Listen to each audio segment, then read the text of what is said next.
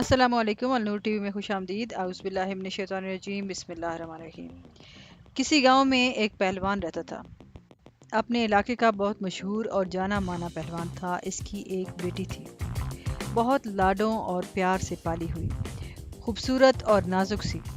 बेटी जवान हुई तो इसकी शादी की फिक्र हुई। चूँकि पहलवान था इसलिए बेटी के लिए एक पहलवान ही पसंद आया। ऊंचा, लंबा, तने हुए बदन का मालिक, घनी मूंछों वाला, गबरू जमींदार। नाजों पली बेटी विदा करके दे दी। 6 माह भी न गुजरे थे कि पहलवान दामाद ने बेटी को मार पीट कर निकाल दिया कि घर का कोई काम नहीं आता। बाप का दिल बहुत रंजीदा हुआ मगर किसी को कुछ न कहा कि फजूल में तमाशा बनेगा। बीवी से कहा कि इसे हर चीज़ सिखाओ जो घरदारी के लिए ज़रूरी है।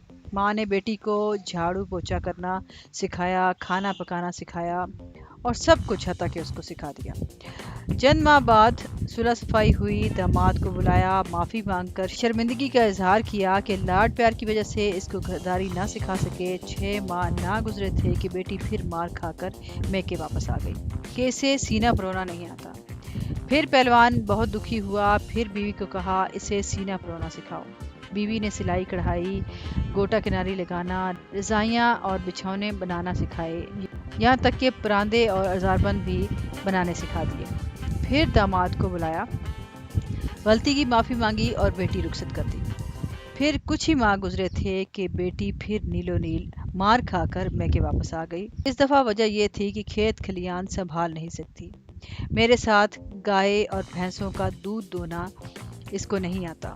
पहलवान बहुत ही दुखी और रंजीदा हुआ। या अल्लाह, कैसा नसीब है मेरी बेटी का, क्या खबर, बड़ी इज्जत थी ज़माने में। वो खामोश रहा। वो अपनी बेटी को खेतों में खेती बाड़ी सिखाने के लिए साथ ले जाता और एक बार फिर बेटी बहुत दुआओं के साथ रुखसत की। फिर चंद दिन गुजरे थे कि बेटी रोती हुई दोबारा मैके वापस आ गई। पहलवान ने सवाल किया, बेटी अब क्या माजरा हुआ? कहने लगी, मेरा शौहर कहता है तुम आटा गूंथते हुए हिलती क्यों हो? पहलवान को अब सारी बात समझ आ गई कि इसके दामाद को आदत पड़ चुकी है मारने की और लत लग गई है बीवी पर रोब जमाने की।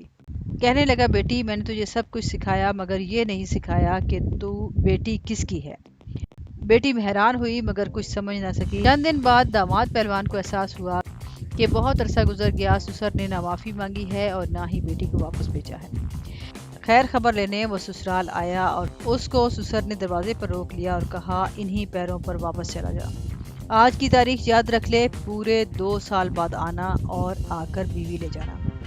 अगर इससे पहले तू यहाँ नजर आया तो तेरी टांगें तुड़वा कर वापस भिजवा दूंगा। दामाद को फिक्र हुई मगर अना आड़े आ गई और लौट गया। दिन गुजरते गए। पहलवान बेटी को मुंह अंधेरे खेतों में ले जाता, सूरज निकलने पर घर भेजता। बीवी ने बारहा पूछा मगर ये राज ना खुला। 2 साल गुजर गए। दामाद बेटी को लेने आया। बाप ने खुशी खुशी रुखसत की।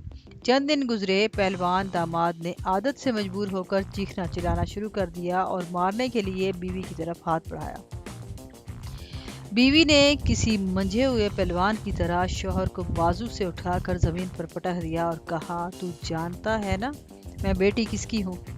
वो समझ गया कि अब के बाद 2 साल में बाप ने बेटी को क्या सिखा कर भेजा है और इसके बाद पहलवान को दोबारा बीवी से ऊंची आवाज में बात करते नहीं देखा गया और बेटी कभी मार खाकर दोबारा मैके वापस ना आई। बाप ने बेटी को क्या सिखाया आप भी जान गए होंगे। हर चीज़ माँ के सिखाने की नहीं होती। कुछ बातें, कुछ एतमाद बाप भी बेटियों को दिलाते हैं।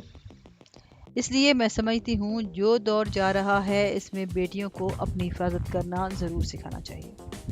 व्यूअर्स, वीडियो अगर आपको पसंद आए तो अपनी राय का इजहार कमेंट सेक्शन में ज़रूर कीजिएगा और इससे पहले अगर आपने हमारा चैनल सब्सक्राइब नहीं किया तो अलनूर टीवी को सब्सक्राइब करें और साथ में लगे घंटी के बटन को ज़रूर दबाएं। शुक्रिया।